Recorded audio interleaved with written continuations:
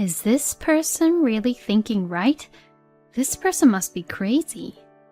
I can't believe my husband would say such a thing. I actually thought of a good idea.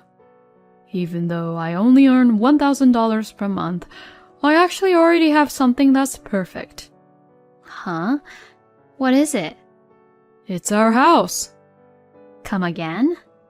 So I'm saying it's our new house that we built recently. Excuse me? What the heck is he saying? Is he okay? Wait a minute. Are you being serious? Of course, I'm always serious. I'm sure that Kim would cry with joy and enjoy this as her present, for sure. How could I even allow you to give away our newly built house to your sister? Shut up. In any case, I'm giving our new house to my younger sister as a wedding present. It's a done deal. If you don't like it, then we'll get a divorce. At this point, something completely snapped inside me. Fine, I understand. Let's get a divorce. I can't keep on doing this with you anymore. My name is Stephanie. I am 33 years old, and I work at a company. I have been married to my husband Sam, who is the same age as me for 3 years now. Sam and I are both working as company employees and living a nice and happy life. But there was one issue, and that was Sam's younger sister, Kim. Kim is 4 years younger than my husband and I, but she and my husband are very close, to the point that it seems to be going a little too far. You could say that Sam really loves Kim and is very protective of her, to the point that it feels like he's obsessive about his sister. When we were first married, Kim would visit us as almost every day, even when we were newlyweds. And there were times when Sam and I were supposed to be on a date. But then Kim would join, and all three of us would go out together. If this situation continued any longer, I honestly think divorce is the only choice. I had thought about it like that before, but at the time, Kim got transferred to a new job in a different place, so she stopped coming to visit us frequently. My husband looked very sad and said, "Why don't we move to where Kim lives?" when his sister first moved away, but hearing this, I felt like I almost wanted to hit him. After that, Kim and my husband would only see each other at Thanksgivings and other gatherings at Sam's parents' house. So from then on, my husband started to care about me more, and our marriage was going well for a while. But our peaceful days would get ruined because of what would happen. It seems that Kim has come back here again. My husband was overjoyed and told me about it. Yay, I can hang out with Kim more again. I really can't wait to be with Kim. I was stunned, and even a little sickened by how Sam was being obsessive about Kim again, to the point of wondering if they were really siblings or not. And Kim didn't come back here just for a visit. She now has someone she is dating with the intention of getting married. She is currently living with that person, and she says that it is difficult for her to make time to hang out with Sam. Well, that's not surprising. My husband was depressed when he found out, but in the end he said, "Well, it's true. I have no right to interfere with Kim's love life." I was surprised, since I didn't know Sam could say such decent thing about Kim, but later, when I thought about it calmly, I felt angry because when we were just married, Sam would bring Kim over to our house so many times that Sam and I had no time for each other at all. I felt like Sam treated Kim way better than me. I even started to feel a little jealous. And knowing how I felt jealous, I felt a little disgusted with myself. Still, I was glad that things didn't go back to the way they were before, after Kim came back. We have been talking about buying a new house, which we had planned to do since the beginning of our marriage, and I was afraid and a little concerned that Kim would ruin our plans. My husband seemed to have given the idea of getting the new house some thought, and we finally bought the house we had always wanted. It will take a few months to finish the house, since we had some parts custom made. Currently, we are living in a rented apartment, and we can wait there until it is completed. I was happy to finally have the home of my dreams. But then something unbelievable happened. My husband suddenly quit his job. Why? We have a mortgage to pay. No, it's not that I don't work at all, you know. I will work part-time during the weekends. Why did you even do that, though? Because if I only work during the weekdays, I won't be able to hang out freely with Kim, right? Excuse me? Did he hit his head really hard somewhere? I just think he's crazy to quit his job at this time when we have a mortgage to pay. And it's just common sense to talk to me about these things first, right? Quitting work so he can hang out with his little sister is a bit too much. Apparently, my husband quit his job so that he can spend even more time with Kim. And Kim is not working at the moment, and her boyfriend is providing for the living expenses. She says that she will be a full-time housewife after she gets married, so she has decided that she doesn't need to work now. Well, I'm not so sure if I agree to that either, but more than anything else, my husband's behavior is just completely unbelievable. Why would he suddenly start doing something like that when we just got a newly built house? It seems that my husband does things which completely doesn't make sense when it comes to Kim. My husband seems to meet Kim frequently on weekdays and have fun with her. Plus, my husband loves to show off, so when he goes out to lunch with Kim, he would always treat her as her big brother. So, the money Sam earns on weekends is just gone in no time. Well, my husband earns only about $1,000, so it is only natural that it would run out if he spends money like that. Even though I suggested to my husband to get a full-time job again, he would not listen to me at all. I felt very uneasy and wondered if I would be able to live like this with him in the future. Then, my friend Janet told me an even more surprising truth. Janet told me that Sam had visited the car store where her husband worked. At that point, I was surprised. I wondered why Sam, who was poor, was trying to buy a car. When I asked Janet about the details, she told me that Sam was saying how his little sister was getting married soon and he wanted to buy her a car as a wedding gift. Then, Sam remembered that Janet's husband was a car dealer, and that's why he visited the store. Janet's husband was very worried because my husband was only looking at high-end cars. No matter how much it was a wedding gift for Sam's precious sister, giving her a luxury car is just too much. I mean, what kind of siblings love each other like that? Janet's husband was worried if I had given Sam the proper permission to do so, and told Janet to contact me to make sure that I had been told about it. So instead of letting Sam make a decision right away, Janet's husband said, "Let's think it over once and make a decision after." I am so grateful to Janet's husband. I had no idea that my husband was doing that behind my back.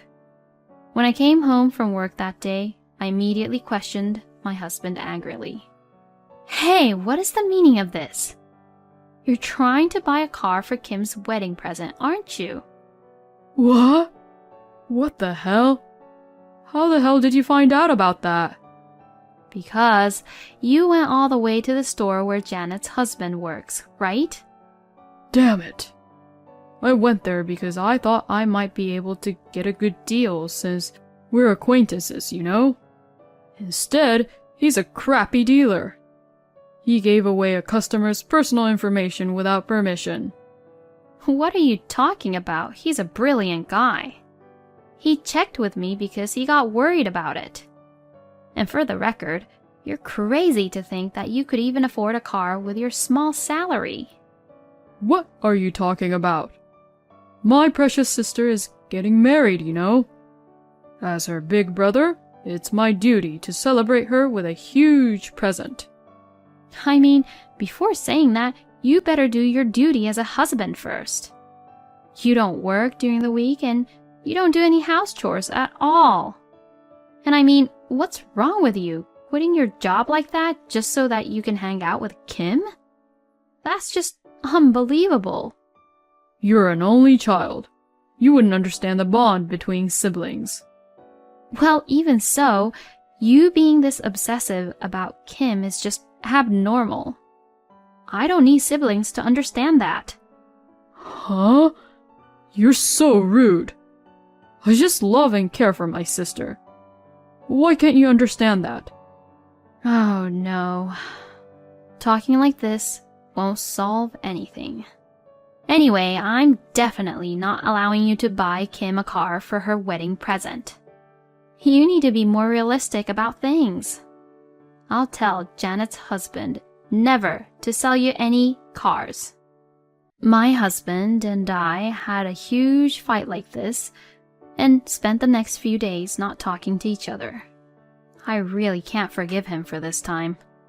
If my husband continues to be like this about Kim, I will really have to consider leaving him.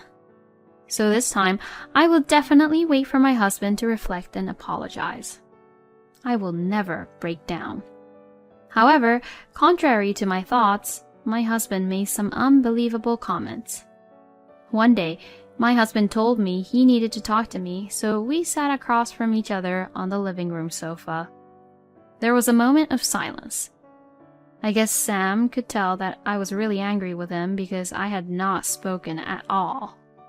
Then, my husband began to apologize and said, I'm sorry about the other day. I was out of line. I won't give Kim a car as her wedding present. I can't buy a new one now anyways. I was glad that he was sorry for what he said. Thank you for understanding. My husband is not able to make calm decisions when it comes to Kim, but this time he seems to have gotten himself together. I just hope he will start working as a full-time employee again.